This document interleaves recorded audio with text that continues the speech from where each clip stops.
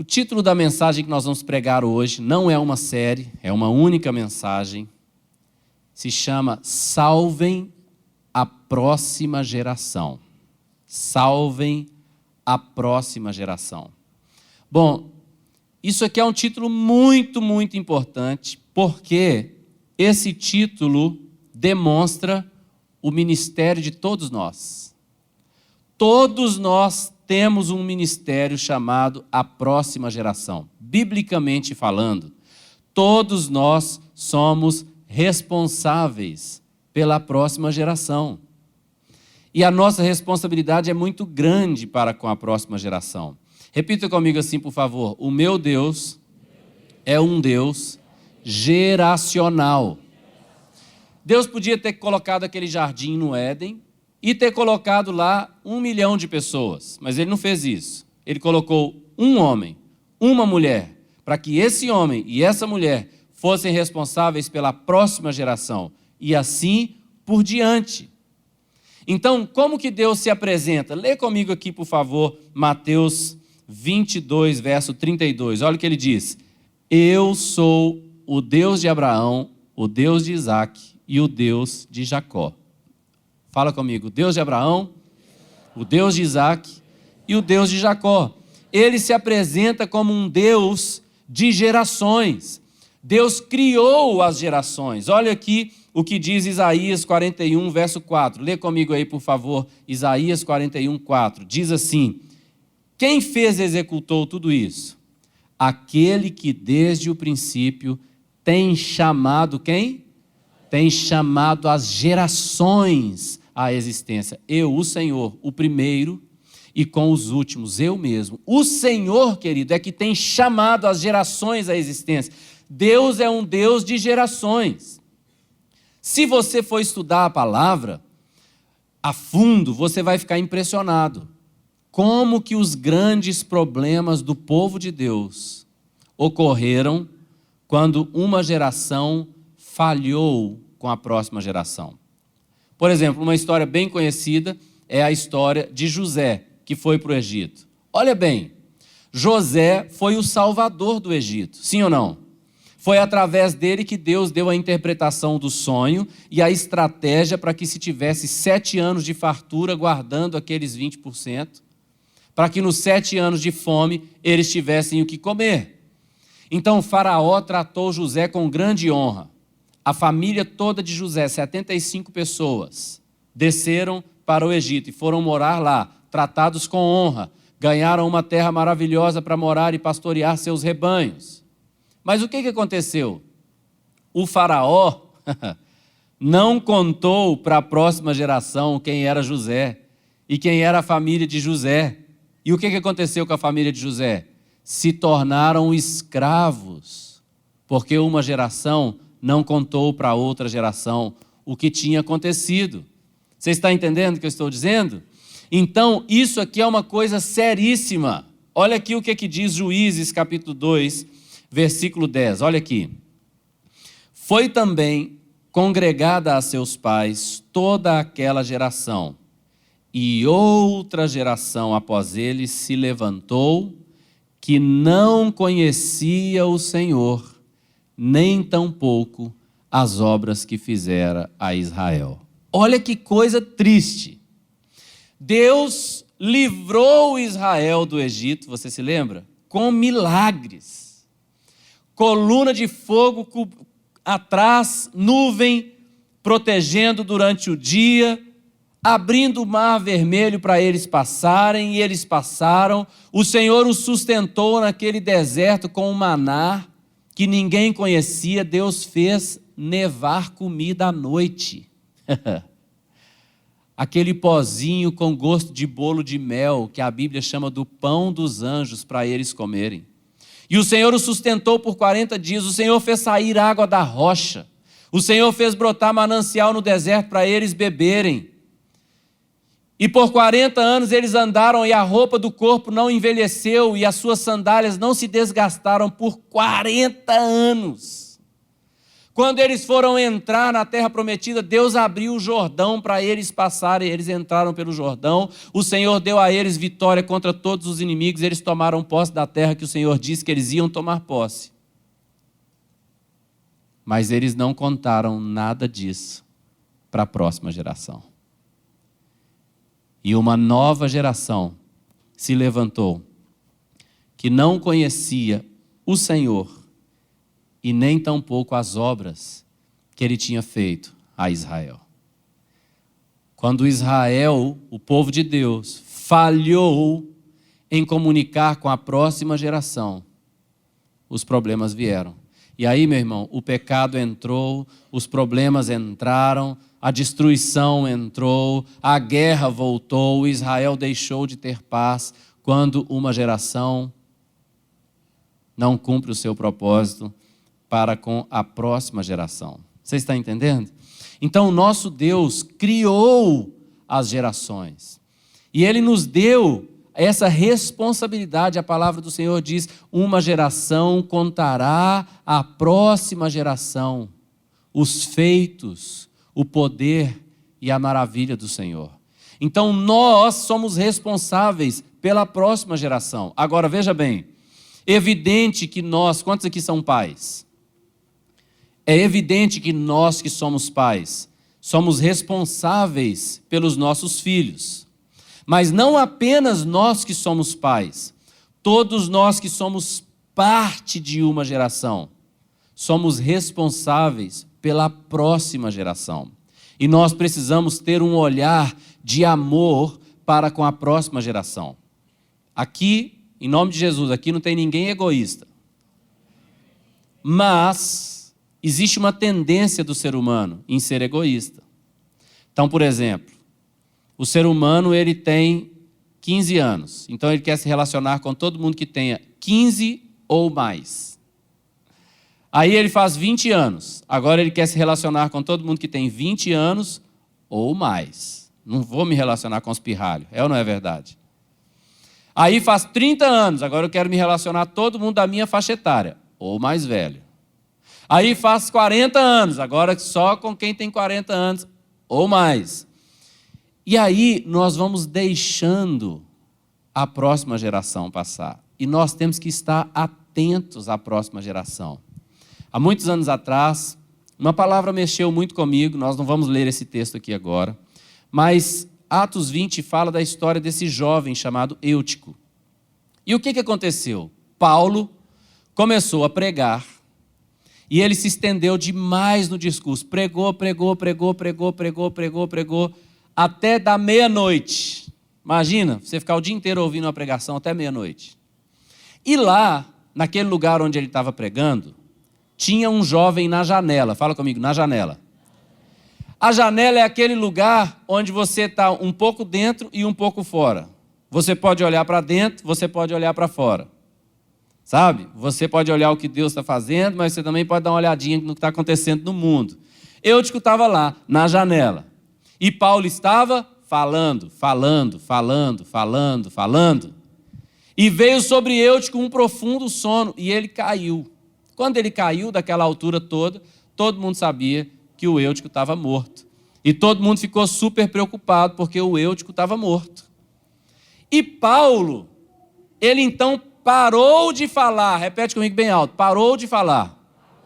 Ele parou de falar e ele foi até o Eutico, que a Bíblia diz que ele se encurvou sobre o corpo do Eutico. Interessante que no Antigo Testamento nós temos relatos de ressurreição de mortos assim, né? Onde o profeta se deitou sobre o corpo morto e aquele morto ressuscitou. Mas quando Paulo se encurvou, ele cobriu o corpo daquele jovem ali com o próprio corpo.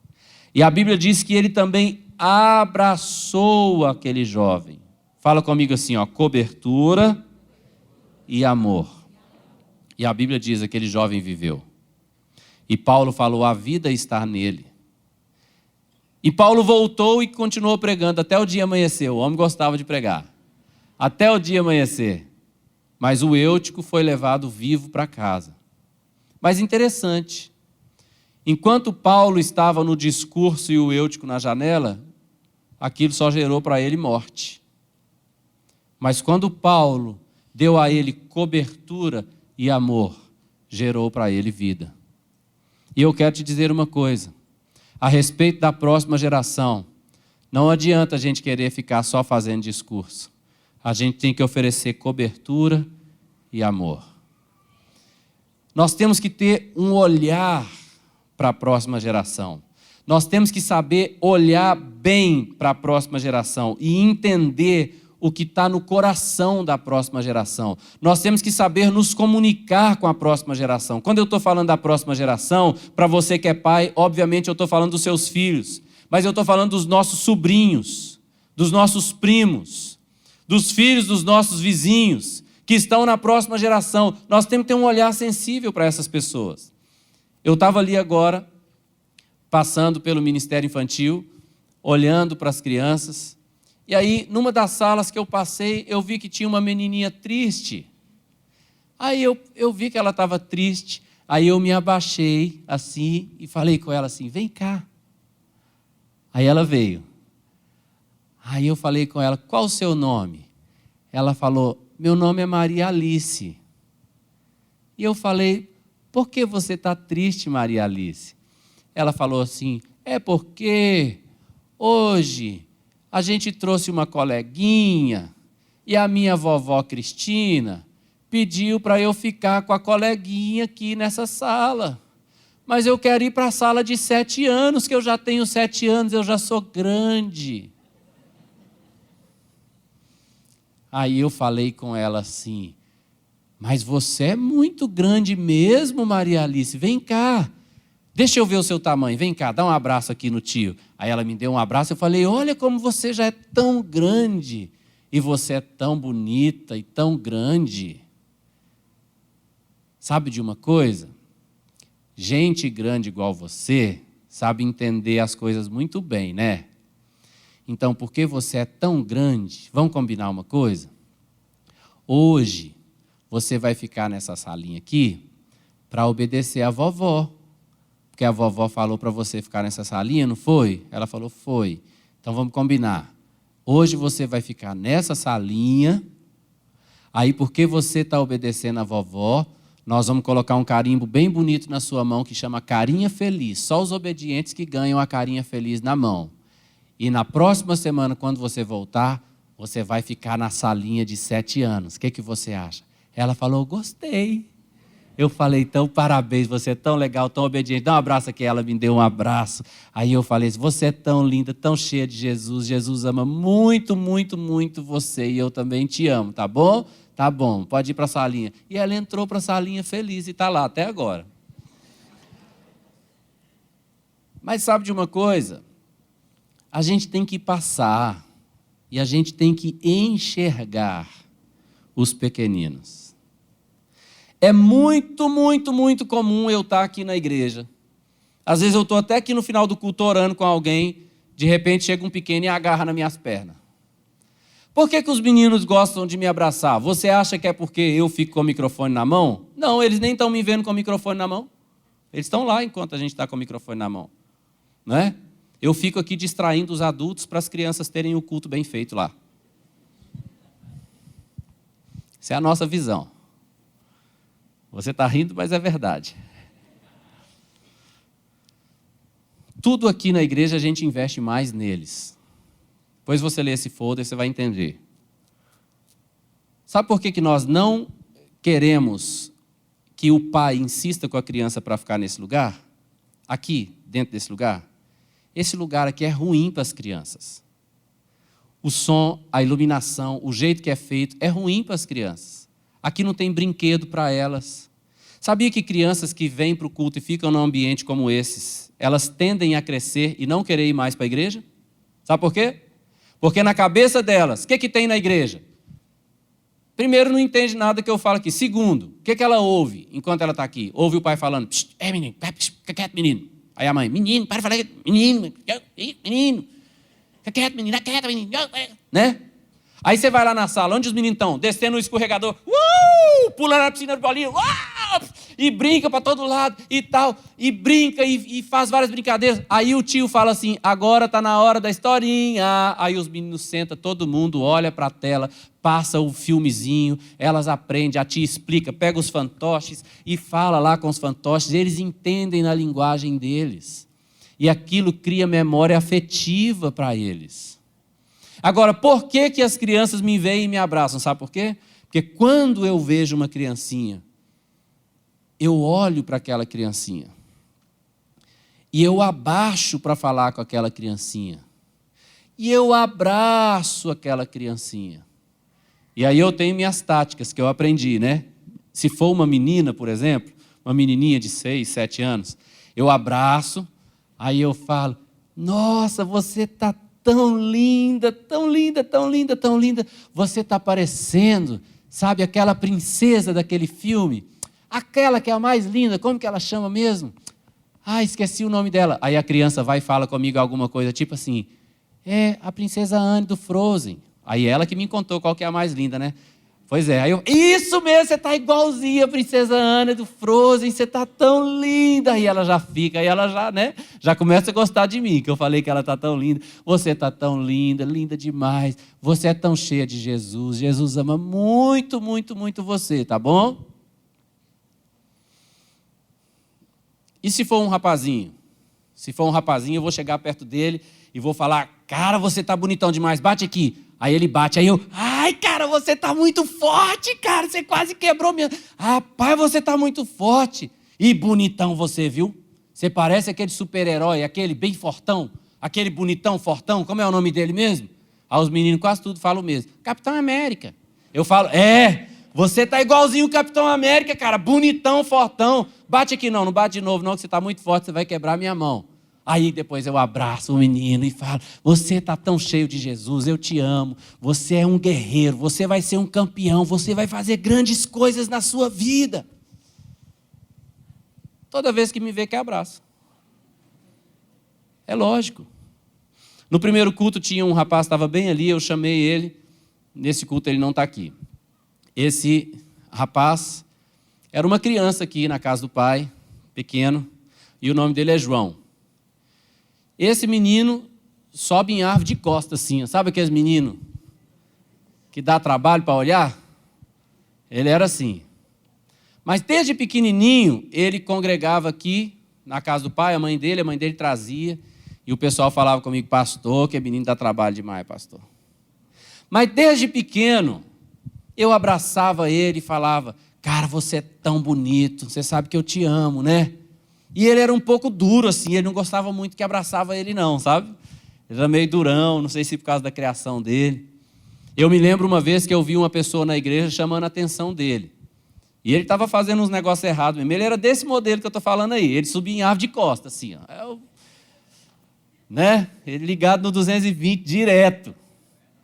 E aí, ó, alguém que conhece ele falou que é verdade. Aí. Pois é. Aí eu sempre ficava abraçando ele, amando, falando, você é bonitão demais, cara, eu gosto demais de você. E ele foi crescendo, crescendo, crescendo. Aí teve o encontro com Deus, né, agora. Aí ele foi para o encontro com Deus. Ele já está um rapazão, assim, bem grandão, forte hoje. Não sei quantos anos ele tem, talvez uns 15 anos, não sei. E ele foi. Quando ele voltou do encontro, eu estava bem aqui. E ele veio e me deu um abraço. Sabe aqueles abraços com vontade? E ele me deu aquele abraço assim, para falar comigo. Agora eu entendo, pastor, aquele amor que o Senhor sempre me deu. Sabe aquele abraço apertado, forte? Às vezes eles vêm aqui e eles nunca vão se lembrar de uma mensagem, mas eles vão se lembrar do amor. Então eu quero encorajar você. Há várias coisas hoje, mas uma primeira, eu gostaria muito que dentro desse lugar nós tivéssemos uma cultura. Aqui, nós, como família, que nós tivéssemos a cultura. Que cada pessoa que entrar nesse lugar receba um tsunami de amor, uma avalanche de amor, mas assim, amor muito e sem medida. E quando você vê os pequenininhos, Porque toda semana, gente, são centenas deles que estão aqui nos cultos conosco. Quando você vê-los, não os trate como se eles fossem só parte da paisagem. Você viu um pequenino passando? Abaixa. Fala, ei. Abaixa, fala com ele, olha para ele. Às vezes, se você quiser ser um tio bem legal, você vai fazer igual como eu já fiz na minha vida por muitos anos. Andar com as coisinhas no bolso, sabe? Uns pirulitos, uns bolos, não sei, docinhos. Aí você tem que perguntar ao papai, né? Se pode comer, porque o menino pode ter alergia, qualquer coisa assim. Aí você pergunta baixinho no ouvido, papai, posso dar um pirulito para ele? Aí pronto, menino, você já ganhou tudo. Mas eu gostaria muito que você tivesse uma cultura de olhar cada criança como uma pessoa que vai crescer e vai ter memórias afetivas e vão amar o reino de Deus e vão amar Jesus por causa das nossas atitudes de amor para com elas. Você está entendendo? Amém? Quero ler um texto com você. Olha o que diz esse texto, Deuteronômio capítulo 29, versículo 29. Vamos ler em voz alta, por favor, vamos lá? As coisas encobertas pertencem ao Senhor nosso Deus, porém as reveladas nos pertencem, a nós e a nossos filhos para sempre, para que cumpramos todas as palavras dessa lei. Veja bem, tudo que Deus revelou a nós, não pertence só a nós. Tudo que Deus revelou a nós, pertence a nós e à próxima geração. Você está entendendo o que eu estou dizendo? Sim ou não? Então, as coisas ocultas pertencem a Deus, mas aquelas que Deus revelar a nós, não podem ficar só conosco. Aquilo que Deus nos deu pertence à próxima geração. Fala comigo, por favor. Tudo que Deus me deu pertence à próxima geração. Nós precisamos falar e entender isso. Eu estou vendo aqui o Helder. Vem cá, Helder. Traz o Miguel com você. Eu tenho uma coisinha separada aqui. Isso aqui é o doce mais desejado do Brasil. Não vou mostrar. Como chama o doce mais desejado do Brasil? Brigadeiro. Brigadeiro. Aqui é o Helder. Fica aqui, Helder, por favor. Helder, você ouviu o versículo que eu falei, não ouviu? E eu te amo muito, você sabe, né? Você é um filho na fé que eu amo. Pode ficar do lado dele, Miguel. Você é um filho na fé que eu amo demais. Você ouviu o versículo que eu te dei? Então você quer ser o querido, minha joia. Pode comer de presente. Pode, você ouviu o versículo, né? Pode comer. Come, meu. Pode.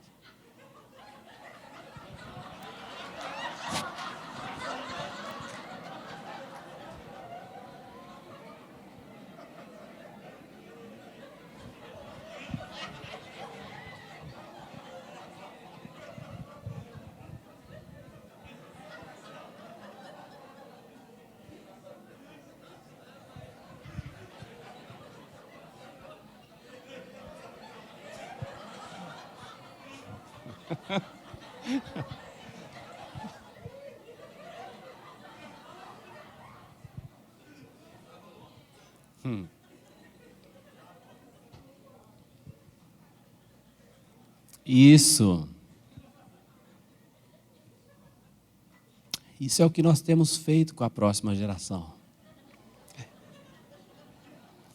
Nós temos recebido as coisas de Deus, temos comido tudo e não dado nada para eles.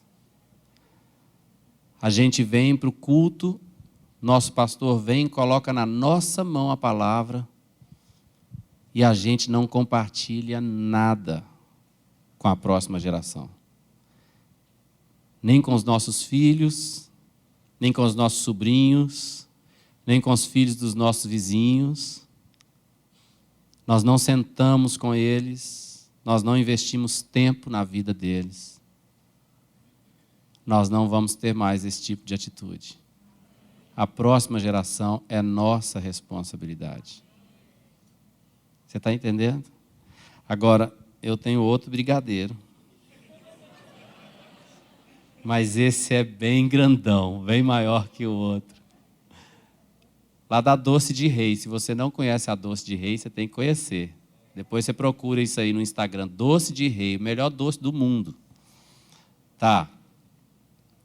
Sabe que eu te amo, né, Helder? Esse brigadeiro lá da Doce de Rei, maravilhoso, tão bonito. Vou dar para você, de coração. Pode comer, pode fazer o que você quiser.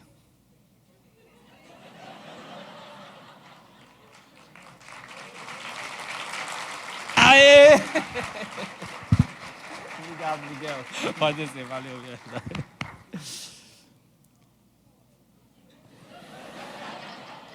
Ele compartilhou, você viu? Vamos ler de novo Deuteronômio 29, 29, por favor. Olha aí, Deuteronômio 29, vamos ler em voz alta. As coisas encobertas pertencem ao Senhor, nosso Deus. Porém, as reveladas nos pertencem, a nós e aos nossos filhos, para sempre, para que cumpramos todas as palavras dessa lei. Aquilo que Deus deu a você não é para você. É para você e para a próxima geração.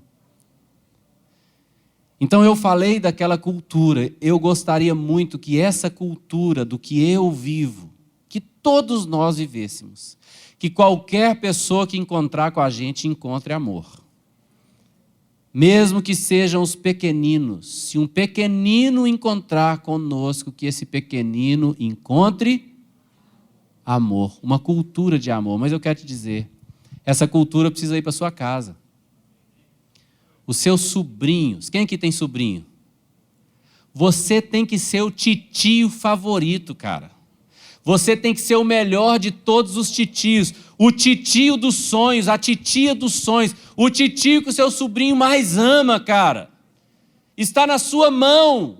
Deixa eu te falar uma coisa que é desesperador para mim. O último versículo que nós vamos ler hoje, olha aqui. Mateus 19, verso 14, olha aqui. Jesus, porém, disse: deixai os pequeninos, não os embaraceis de vir a mim. Fala bem alto. Porque dos tais é o reino dos céus. Às vezes a gente fica numa luta para evangelizar um adulto, trazer um adulto para o reino dos céus. Os pequeninos já estão, a gente só tem que manter. Ele já tem todo acesso a Deus, ele já tem livre acesso completo, livre dos pecados e tudo isso que poderia separá-los da presença de Deus. O reino dos céus já é deles, a gente só tem que manter. Aí o que os pais fazem? Entrega um troço desse lá, põe um menino na frente de um negócio desse aqui e deixa a internet doutrinar o menino. Você que tem sobrinho, você deve ser o melhor titio de todos. Faz festa para os meninos. Entendeu? Faz festa, conversa com seus irmãos, com seus cunhados, cunhada. Fala assim, nós vamos fazer uma festa para a criançada. Na minha casa, eu me mudei agora terça-feira para a minha casa, né? A minha casa está igual aquela musiquinha quando a gente era criança, né? Era uma casa muito engraçada, não tinha teto, não tinha nada. Pois a minha casa ainda está assim, né? Ainda não tem as coisas. Mas eu creio que nesse mês de outubro, até o final do mês de outubro, eu vou conseguir organizar tudo. E eu já marquei toda sexta-feira à tarde. Nós vamos começar de 15 em 15 dias com o objetivo de ficar toda sexta-feira à tarde. Eu quero levar a meninada lá para casa. Já falei com um monte de pai.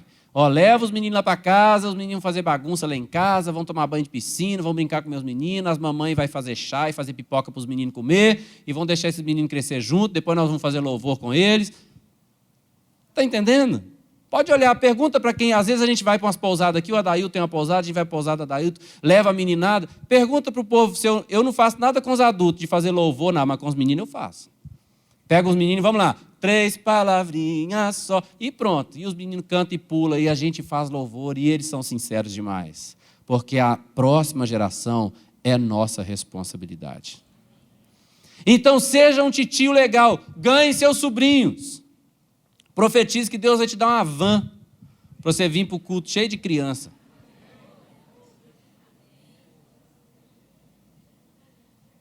Né? Aí você traz seu sobrinho. Na próxima semana, seu sobrinho traz seu irmão e sua cunhada. É assim. Mas nós queremos ver, querido, o Senhor dizer para nós: servo bom e fiel, entra no gozo do teu Senhor. Porque a próxima geração é nossa responsabilidade. Deixa eu te contar uma história bíblica, e eu vou encerrar com essa história bíblica. Existia um homem na Bíblia chamado Davi. Davi foi um rei tremendo. Você se lembra da história de Davi, né? Foi chamado um homem segundo o coração de Deus. E Davi, ele era um sonhador. Davi era um músico, um poeta. Músico e poeta geralmente é sonhador, né? Eu também sou músico e poeta. E eu sou um sonhador. E Davi, ele sonhou com uma coisa inédita. Ele sonhou: eu vou construir um lugar para ter gente louvando a Deus 24 horas por dia. E quando ele se tornou rei, ele construiu esse lugar. E esse lugar foi chamado o Tabernáculo de Davi. Lá tinha 4.000 músicos e cantores. 4.000. E 24 horas por dia havia louvor e adoração na presença de Deus naquele lugar. Mas aquele lugar era uma tenda, era um lugar simples. O que acontecia lá dentro era maravilhoso, mas era um lugar simples. Então Davi, aquele sonhador, olhou para a casa dele, ele era um rei. Então ele falou: olha, eu estou aqui morando nessa casa maravilhosa de cedros, e a arca do Senhor está numa tenda. Ele achou aquilo injusto, ele falou: eu vou construir um templo maravilhoso para o Senhor. E aquilo se tornou a obsessão da vida de Davi. E como que a gente sabe disso? Porque ele fala no final da vida dele que de todo o reino dele, das guerras que ele ganhou, dos despojos da guerra, toda a riqueza que ele acumulou, ele ajuntou para construir esse templo. E aí, além dele ter juntado, se você for ver a lista, gente, era uma coisa bilionária que Davi juntou. Aí ele falou assim: além disso, do meu ouro pessoal, da minha prata pessoal, eu estou dando para construir o templo do Senhor. Então, aquilo era a obsessão de Davi, a visão de Davi, o sonho de Davi, era o que Davi queria fazer na vida dele. Mas sabe o que aconteceu? Deus chegou para Davi e falou assim: Davi, você não vai construir isso. Como não, Senhor? Eu não vou construir isso? Não, você não vai construir isso. E o que vai acontecer? O Senhor falou com Davi: a próxima geração vai construir isso. Seu filho, Salomão. Davi não ficou emburrado. Davi não ficou bravo. Davi não amaldiçoou Salomão. Davi, ele não praguejou. Davi não ficou pensando: esse Salomãozinho aí, esse menino, nem saiu o cheiro de fralda ainda. Já viu adultos falando assim sobre os jovens? Acredite na garotada. Acredite neles. Acredite no que eles são capazes de fazer. Acredite.